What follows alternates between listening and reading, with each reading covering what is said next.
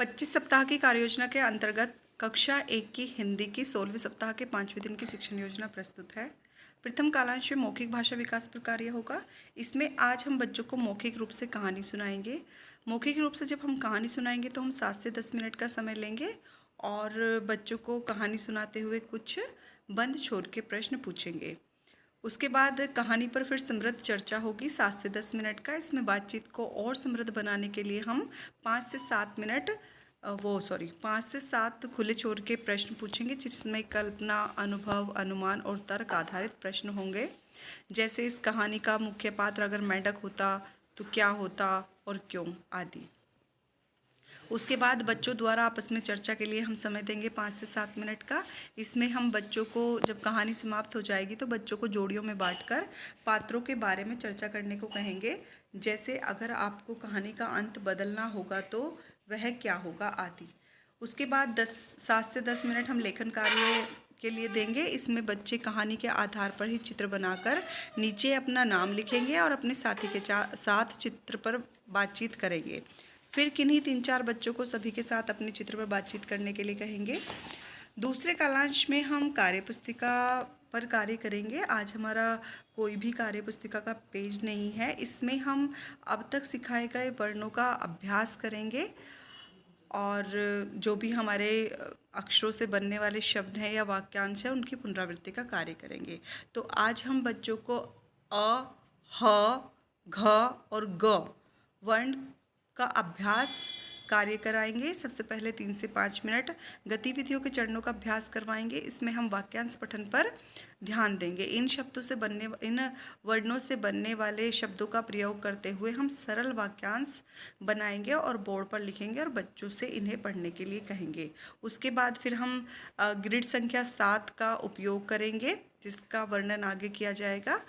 फिर गतिविधियों पर जब हम कार्य करेंगे तो 5 से 7 मिनट हम गतिविधि 1 पर कार्य करेंगे। इसमें आप बोर्ड पर अब तक सिखाए गए वर्णों, अक्षरों जैसे अ, घा, मी, हा, गा, ती, पा, ल, ची, सा, ग, का, ना, सी, घी, बा आदि को उच्चारित करते हुए बोर्ड पर लिखेंगे और फिर सभी बच्चों को उन वर्णों, अक्षरों को पढ़ते हुए नोटबुक में लिखने के लिए कहेंगे। दूसरी गतिविधि में हम 7 से 10 मिनट का समय लेंगे। इसमें हम बच्चों के साथ रंगों के बारे में चर्चा करेंगे, जैसे उन्हें कौन सा रंग पसंद है और क्यों आदि।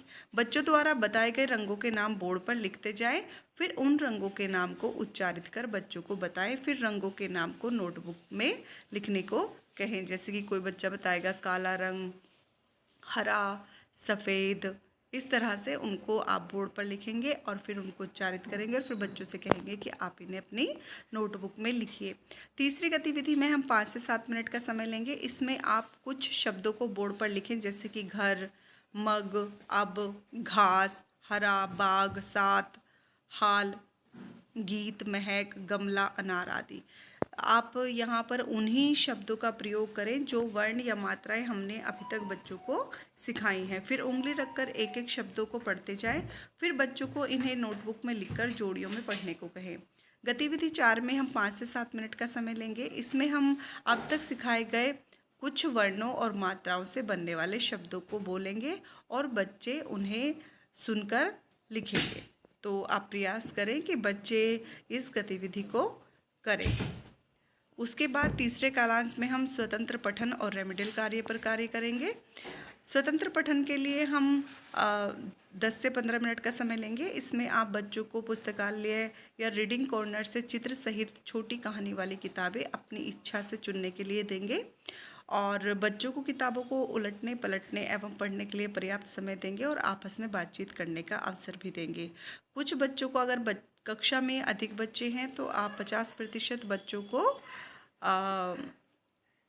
कोशिश करें कि वो पुस्तकालय से किताबों को पढ़ें और हर सप्ताह आप बच्चों को बदलते रहें। बच्चों को उनकी किताब की कहानी पर अपनी बात रखने का अवसर दें। बच्चे जैसी भी कहानी बताएं उसे आप स्वीकार करें। उसके बाद 15 से 20 मिनट हम रेमेडियल कार्य पर कार्य करेंगे। पिछले सप्ताह के आकलन के आधार पर रेमेडियल कार्य करवाएंगे।